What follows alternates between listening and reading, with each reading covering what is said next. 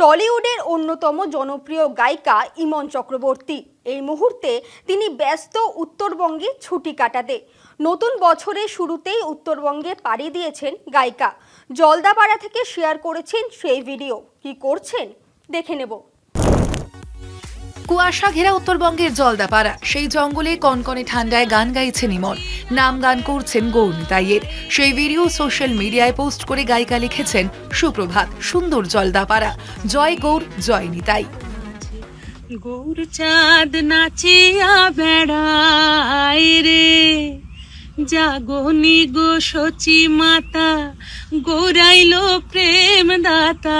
জাগনি গো সচি মাতা, গৌরাইল প্রেম দাতা। ঘরে ঘরে হরির নাম বিলায় রে, ঘরে ঘরে হরির নাম বিলায় রে। প্রভাত সময়ে সচি রাঙিনার মাঝে, গৌর চাঁদ নাচিয়া বেড়ায় রে। কৃষ্ণায় বাসুদেবায় হরয়ে পরমাত্মনে, প্রণতঃ ক্লেশনাশায় গোবিন্দায় নমো নমঃ। জয় গুরু।